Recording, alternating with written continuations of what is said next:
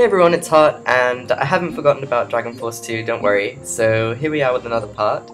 I've decided that in editing this together, I'm going to actually speed through any battle that's kind of inconsequential, because I was looking through how much footage I have left to do commentary for, and I think this one part that I'm editing down now is something like 4 hours, and that's the first of 5 or something. And so since a lot of what happens now, since the paths open up for Sanith, there's Pandaria, which we'll deal with immediately, and then to the south there's some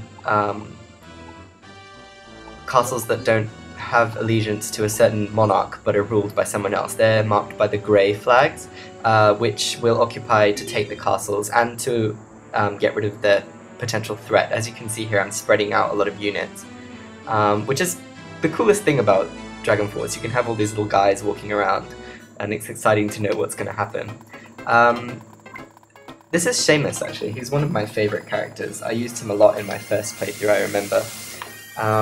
He's a basic cavalry unit, but he has some good spells. While there's a battle with him in it, I'll just quickly give you his biography. Seamus, where is he? If I remember correctly, he's like a really young person. He's a knight. His element is level 5. That doesn't make sense. His element is fire. He's level 5. He's 15. He's a male human, and he's from Topaz, so from Shen's kingdom. He's the kind that's like the youngest child, which everyone looks after. He's not very good with girls, especially women who are older than him. Like, he doesn't really like being around them. What was I talking about? Oh yeah, so once we've taken Pandaria, with Barley and with some of my other characters, as you can see here, I'm just taking some of Pandaria's minor generals out, like Vanilla and Seamus, who we just fought there. That's in order to get some extra experience. As I mentioned in the previous video, you actually don't have to defeat them. If you can go straight for their monarch, and then they'll automatically join you when you defeat their monarch and he joins you, or she. But if you want more experience for your generals, then this is one way to do it. As you might have noticed as well, Pandaria was sending more generals up towards the castle that I'd left in the middle. I think I've still got some units there, so we should be okay. This enemy I'm fighting is Vanilla, and I've left this animation in. I'm not sure if we've seen this skill, but hopefully I can tell you what it's called as soon as I find Vanilla's entry. Vanilla is a priestess. She's 16, female, an elf, and she's from Moon Palace. I think she's, other than Sanith, I think she's the only character with glasses. And the spell she's using there is, what's it called? Wonder Plant, which basically just attacks around your general. It has a really long animation sequence though, so it takes quite a long time. Her elements must be wood, yeah. So her skills are wood-based. And then once I've dealt with Pandaria, oh, you can see Izumo is heading over here, Kaede's army. Yuria is that unit. She's actually quite good. I suppose it would be Yulia, or Julia even, in English. She's actually a really good unit. Hopefully I can get her to join me pretty soon. So down south here is where those castles with generals that aren't aligned to a certain monarch that I just mentioned with the grey flags. You actually don't need, from this castle that I've got right here, Rosart Castle, you don't actually need to go south of here, because there's no kingdoms there. You should be heading to the east, towards Highland. But, well, there is a reason you should go down there, but it's not an immediate objective, but I might as well clear out those castles now. Oh my goodness, I didn't check what this guy's name was, or rather I didn't read it just now. Hopefully I can find him anyway in this book. He's ultra fugly, that's for sure.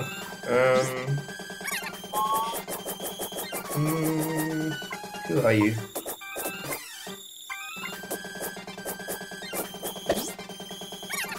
Luckily, the strategy guide I have has little portraits next to everyone's name, so even in a case like this where I forget to read the name, I can still just look for his face.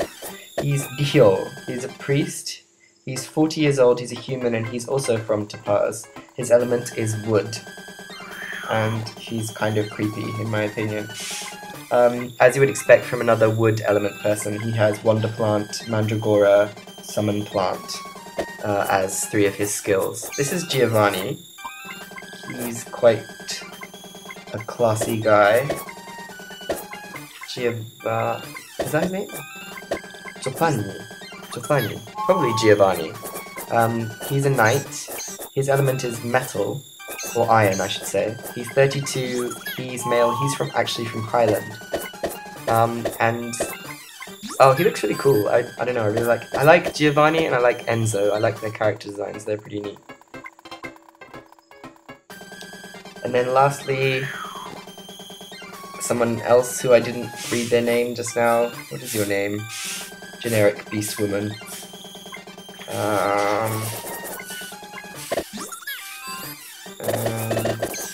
It's really windy today. Sorry, that's kind of random.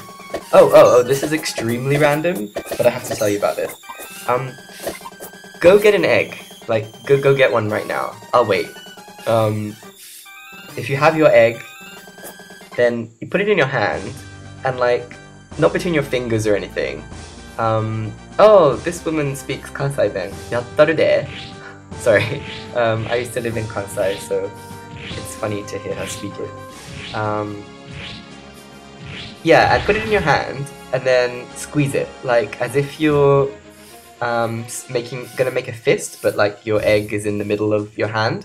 It sounds like completely ridiculous, but I mean, I don't claim to be any kind of He-Man, but I cannot, no matter how hard I squeeze, can't break the egg that way. Like, not like trying to tap it on something as if you're gonna crack the egg, but just squeeze it in a sort of make uniform pressure, and I can't do it. I've tried, and my parents go crazy. They're like, "What are you doing?" And I'm like, "No, really, look." And you squeeze it, and you can't break it. It's crazy.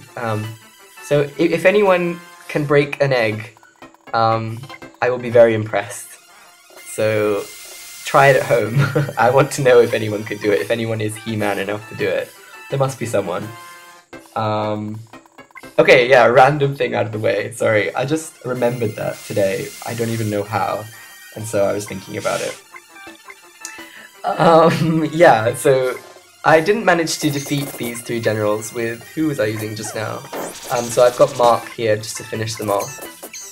The previous generals just kind of ran away because they had no units and they knew they were at a disadvantage, so as soon as you start the battle they tend to just retreat.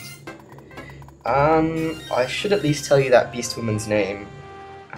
That would be a polite thing to do. So before we move on too much, I'll find her.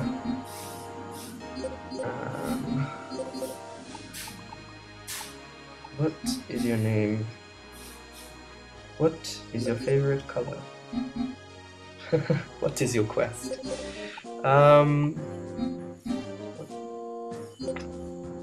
What is the average flight? What is it? What is the average migration path of a sparrow or something? Anyone who knows what I'm talking about can probably quote it better than I can. I kind of just butchered it, but where is this person?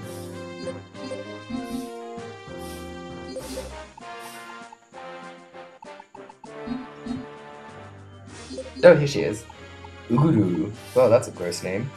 She's wood element. Her starting level is 5. She's 29, female. She's a beast woman, and unsurprisingly, she's from Bozak. So yeah, there we go. I'm quite chuffed right now because I managed to put some lyrics to a Suikoden song, Reminiscence of Kaiso, which is the kind of, it's not really the theme, but one of the themes, and it's such a great song, and I was kind of really daunted by taking it on. I don't know, I just wanted to write lyrics for it, and so I went ahead and tried it, and the lyrics I was pretty happy with in the end, so I'm quite happy. I'm wondering if maybe I should make a separate channel to put all of the music things that I do on, because they kind of, I mean, all of the songs I do, I try and keep related because they're game music that I'm putting lyrics to, or singing. But I'm wondering if maybe it's kind of a little bit irrelevant. Maybe I'll put a thing on my channel asking whether I should make a separate channel. If I make many more, then I think I might have to do that out of necessity. But going back to Dragon Force 2, I'm sorry, I'm really in a random mood today. Tsubaki is the general I'm using here.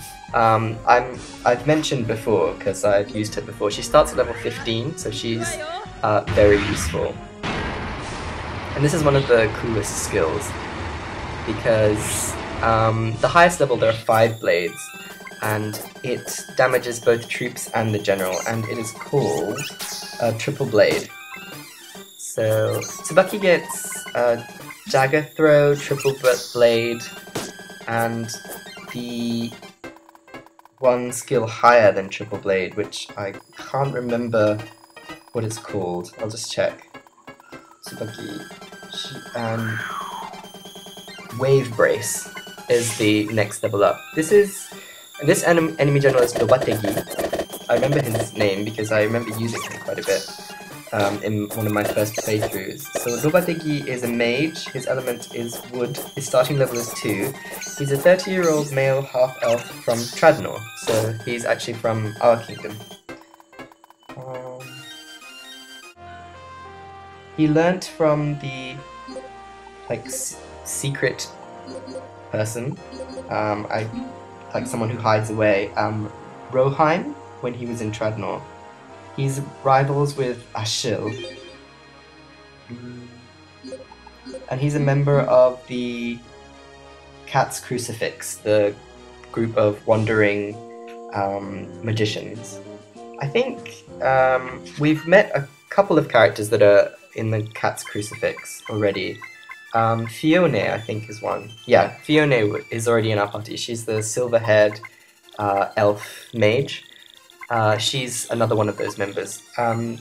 Sometimes you'll come across, I think there's a soldiers group as well, which you can come across people who are part of that wandering group. I'll mention it if I come across it. And then, as usual, I'm just talking to all my prisoners of war, trying to get them to convert to my side, awarding merits to give more soldiers, and building up all of my castles. So, nothing new to see here.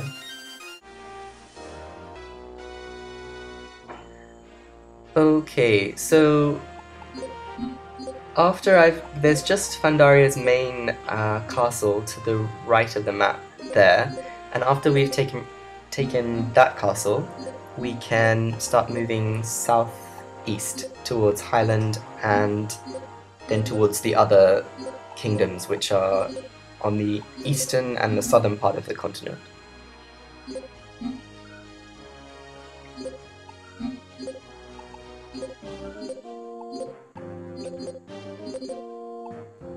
Okay, so Lopategi,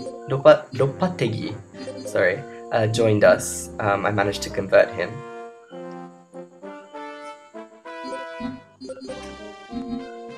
That village to the right that you just saw for a second, to the right of Kozue, Kozue's castle just then, is more important later. And then if you should note the village that's to the south of, not this cave, but directly south of that castle, there's a village. That village is important for a side quest later. I'm pretty sure it's that one. In the recordings I've done, I've actually already done that side quest, so you'll definitely get to see it. And I think I remember correctly that it's that one. It's a side quest to recruit a very good general, so I'll show you that when I come to it.